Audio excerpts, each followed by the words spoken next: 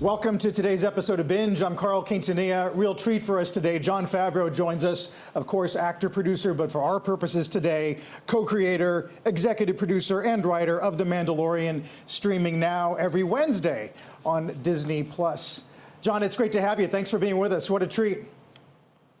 Oh, thank you for having me. My pleasure. I was talking to the floor crew before we started, and they're universally excited about this season. Episode 1 looks amazing. Can you talk just briefly about how you see this season evolving over prior seasons? Well, we've been on the air. This is our 3rd season. There was also the Book of Boba Fett, which had a few episodes that dealt with these characters. So, like anything else, the stories evolve. We introduce more characters, so the stories become more complex over time. And I think there are challenges that I've never faced before in TV, because the story continues on with so many chapters, unlike film, that you have to really time things out, especially if there's other shows, as we have Ahsoka and Skeleton Crew also coming out, which are in the same time period. So they all have to weave together. You want to evolve the characters, but you don't want to ever to get so complex that it demands that the audience has to do a ton of homework before they can enjoy the characters of the stories. So the story does get more complicated. They go to Mandalore. We meet other Mandalorians. So a story that started off as a very small, singular thread has now turned into a bit more of a tapestry. It is amazing to think back to the first few episodes of season 1, where it was kind of a buddy film, right? I mean, they were these two souls together, and now it is.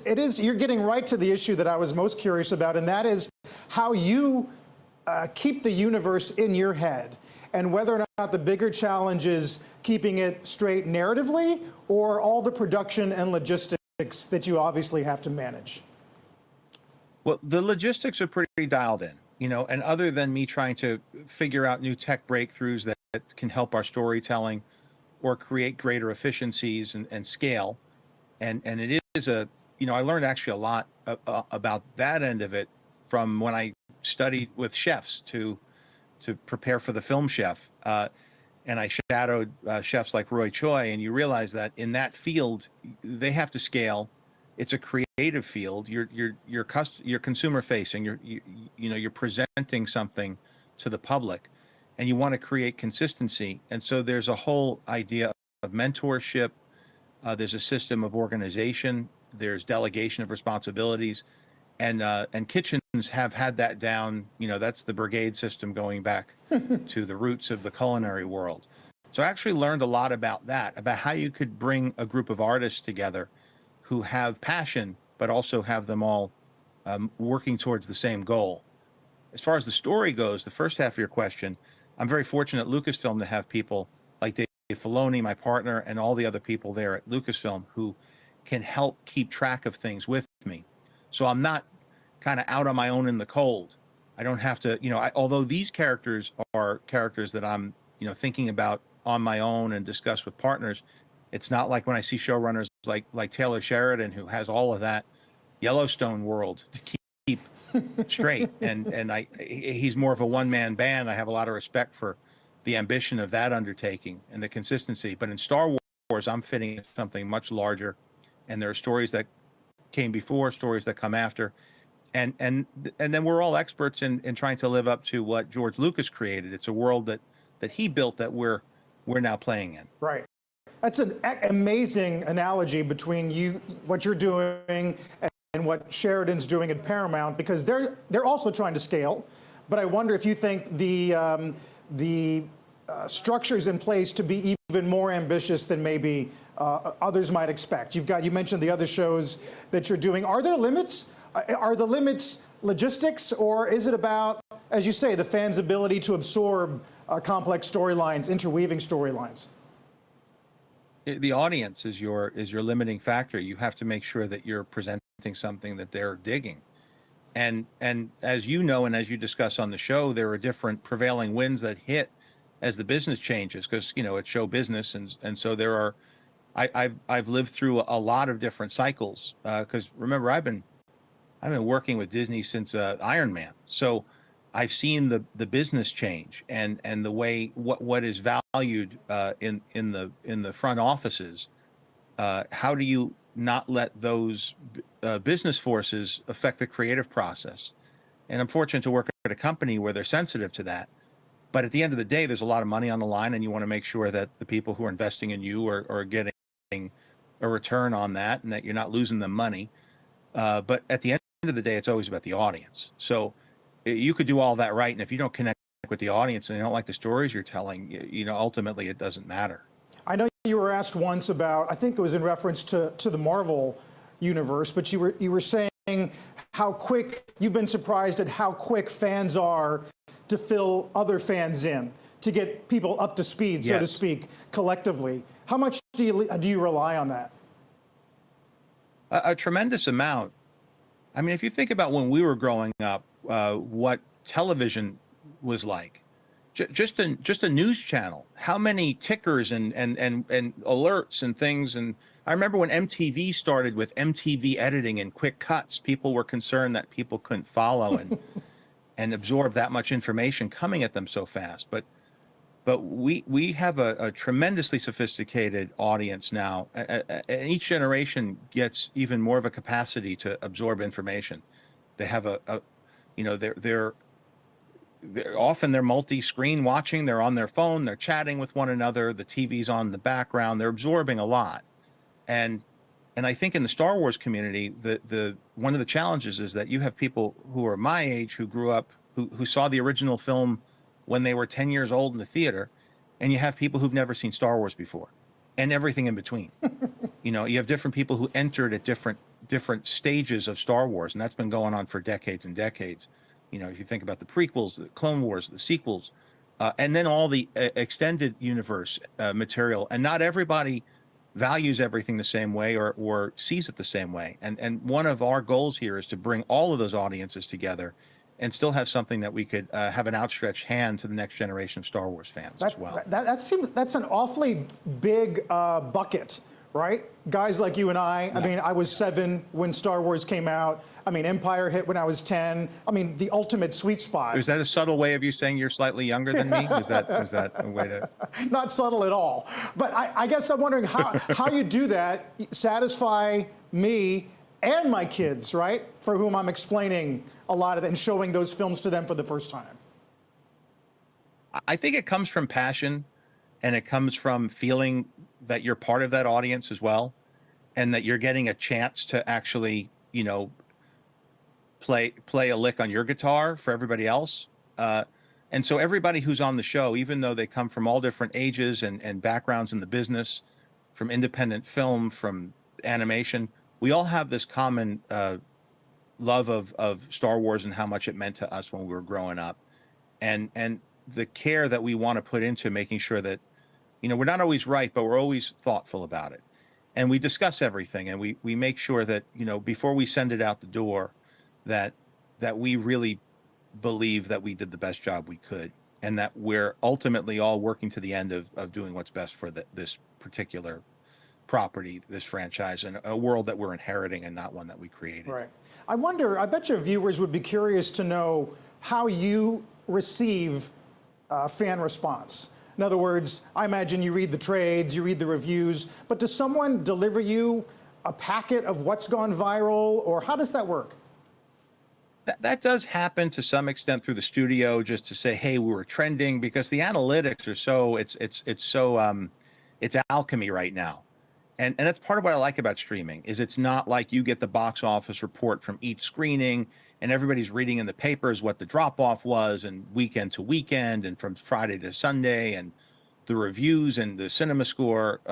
So it's become almost like the statistics of sports now, and everybody's an expert. There's a lot of experts in it. So that's a tremendous amount of specific scrutiny to be dealing with, and to try to keep your head in the creative space. With streaming, you're getting dribs and drabs, but you're getting more of a sense of the zeitgeist.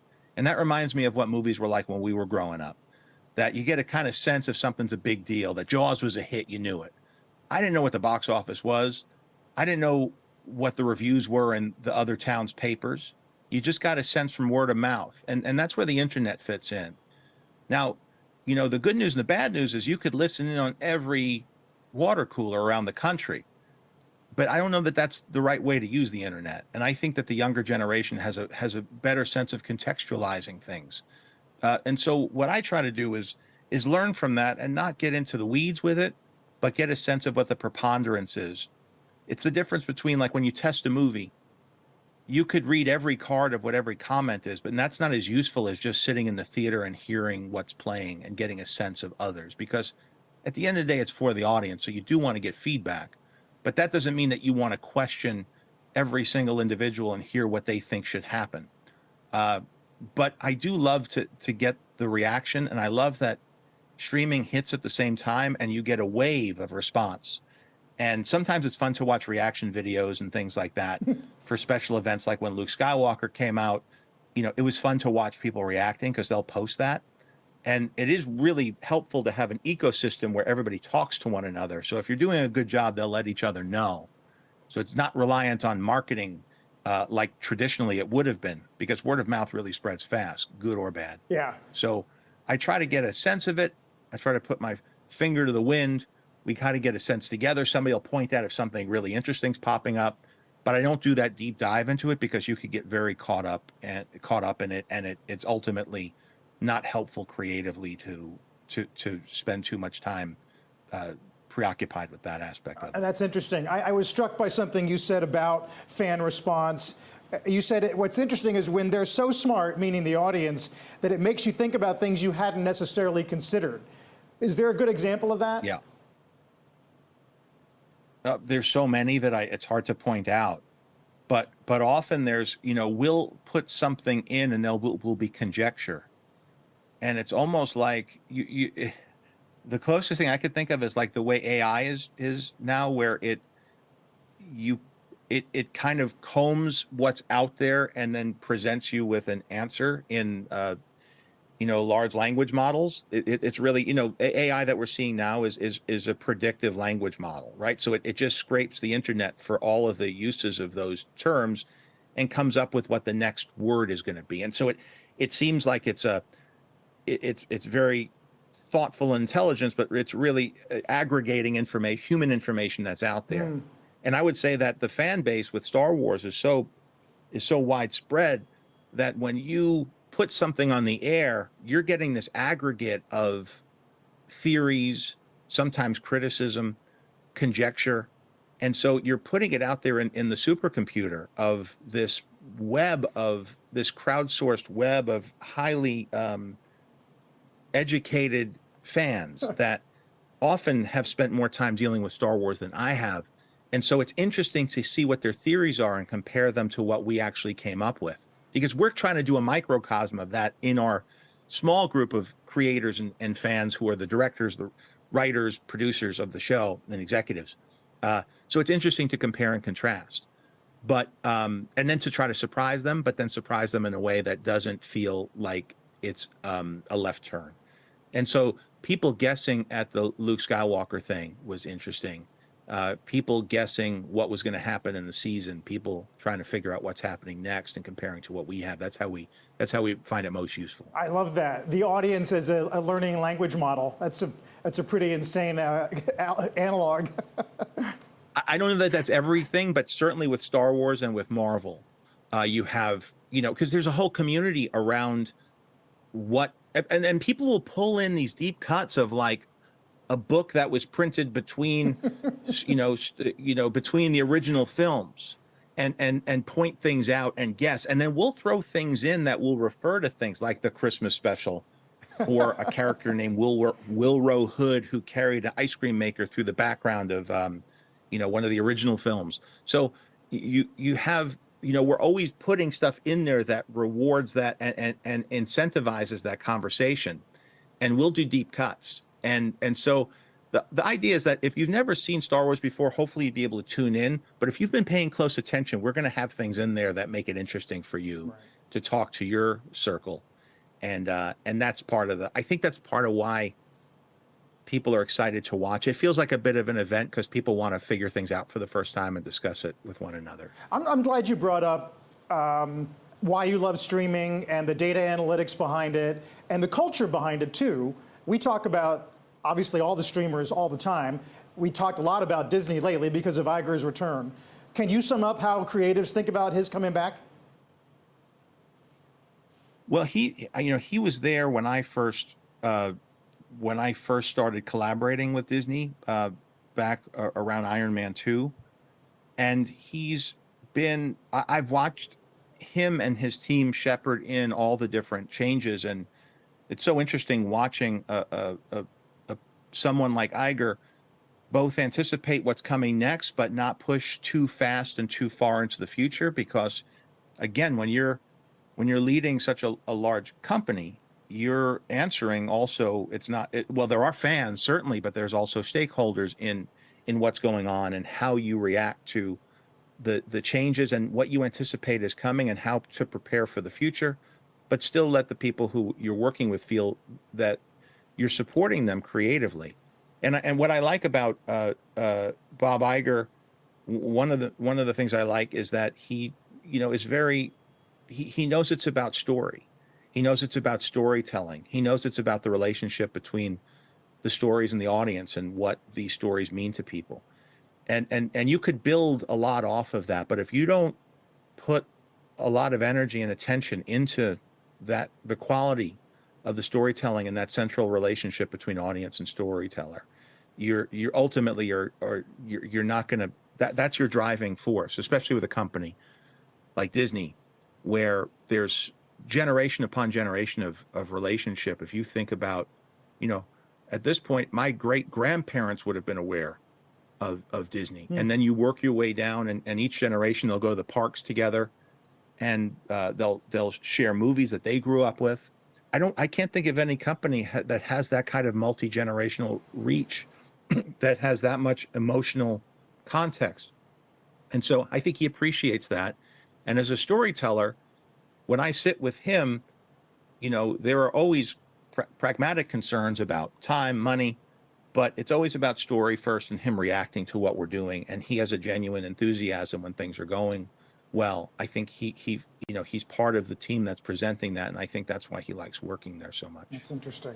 I do want to ask you about the volume and how it's changed the unit economics of filmmaking, video production, because it just seems to me and I know you've had it in the works for some time, but being able to keep a sunrise or work with a child actor, on an overnight scene, or reshoot something in Ireland, how do you explain to people how it's changed what movie making costs and what you're able to do creatively on your terms? Well, I'm fortunate to be partners, with not just with Disney, but Lucasfilm and Kathy Kennedy, who's been around as a producer certainly before she was running Lucasfilm, and working with people who were creating incredible tech innovations. If you go back to George Lucas and Steven Spielberg, so the idea that film is about exploring new technologies as a means and also an inspiration for storytelling, a means of storytelling, and also inspire new stories, is something that is, the things that we see as nostalgic now were big breakthroughs. You go all the way back to Sound Sync with Steamboat Willie. I would argue that tech breakthroughs are probably just as much of a part of the impact of film as the stories themselves. So it's that dance. Cinema has always been that dance between technology and storytelling. And the technology is what, if the technology is impressive enough, it is magic. It just appears to be magical. And so when people see a new technology for the first time, it is magical. The volume, the specific use case you're talking about, is, at first it's always expensive to get it on its feet, but then over time you're going to experience efficiencies. It also leads you to the next step of what's going to make things impactful and keep the audience coming back to this particular medium, when there are so many other media that are vying for attention, that are arguably more tuned in through algorithms to what they really want, and so you're really fighting to have a great experience that's impressive for this audience. And it also, part of, we talk about the volume because, for those who don't know, it's a video wall that surrounds the stage and allows us to bring up final pixel visual effects in camera, so that we can get the cinema quality effects in you know, in the time frame of a television show, which is about a year compared to about 2 years, and then create efficiencies to work within the budget. And remember, we're telling 2 to 3 times as much story in a television show as you would in a film, just as far as screen time goes. And so we're reaching across into the innovations that are being made in the gaming space, which is a whole different business model that demands innovation as well. And so the basis of that video wall is game engine, is real-time render or near-time render. And so we're exploring how do you piggyback off of innovations that are being made in other industries to bring the best experience to the audience and to put most of the resources on the screen so that you're getting a lot of impact and a lot of visual sophistication for the budget and time frame that we have. I mean, you're talking about gaming, sort of leveraging their tech prowess, the industry's tech prowess. The Last of Us arguably is leveraging their storytelling prowess. And I just wonder, I mean, that can't be a coincidence. It's interesting because you have the generation of gamers is maturing, over time. And so there's a familiarity with that IP. But I think it's also, the level of sophistication that you deal with it. It's not just, it's not just a name that you put on the screen, but you have to honor what the experience that the people who played the game had, so that you feel like you're really honoring that experience in a new medium, and you're presenting it in a new medium, which justifies why you're not just experiencing this story in the game space. And what's interesting about The Last of Us, which I really enjoy, I watch, I think they're doing a great job. And of course, Pedro Pascal is in both the projects. Yes. So I was definitely checking it out from the beginning. But I from the people who I know who've spent a lot of time in that world in the gaming space, they really appreciate what's been presented, and they feel that it's creating a consistent experience. And ultimately, every piece of IP that you're dealing with is a puzzle, because in this very crowded world of a lot of ideas, a lot of content, you're fighting just to be noticed. There's that whole idea of tracking a film. Is there unaided awareness? Do people even know what it is? Because so much entertainment has been created over the last few years, and so many things fly by me that I wasn't even aware of and find out after the fact. So in this very crowded space, it's not like you have 3 networks and you tune in to must-see TV. Like you have to make an appointment to see something. You have to and you have to be aware of it enough. And certainly social media helps, because if something is good, people will inform one another and do a lot of that heavy lifting for you. But another thing is, and why you're not seeing as much original material as you may have in decades past, is existing IP already has an awareness in people's minds, and it's your job to if you inherit that awareness, you have to make sure you're doing something additive to it. And that's always the challenge. You either have to add a new technology on top of it, take a different angle, but you also want to still stay true to the expectations, but not do something that's so uninteresting and expected that it doesn't feel innovative. So, every project is a puzzle, and ultimately, if you could unlock that puzzle, you then get the benefit of something that might be enduring and capture the attention of the zeitgeist and a lot of people, and tell a story that's ultimately delights people, and they want to keep coming back and seeing more. It's actually a great explanation for why nostalgia is so powerful, right? I guess, and will be for as long as we're around. It leads me to one of my last questions for you, and that is, when people think of you as an actor or director, really, the hunger for a reboot of Elf, or a reboot of Swingers, or a reboot of Rudy, we would, any of us would take all of those things. To me, the ones you've rattled off are very flattering, but I don't know that any of them demand it. I think that there are ways to explore IP, and I think nostalgia, what you're referring to as nostalgia, is, there, to me, means an emotional connection to something that you're already familiar with or you grew up with. And I think that what's probably coming next is not so much redoing those films or rebooting, but as new technologies emerge, how do you use properties that people have a connection with already to bring you into the new media and the breakthroughs that are happening. Because part of what's interesting too is that I don't know that there's such a specific curation of material that's being fed to people.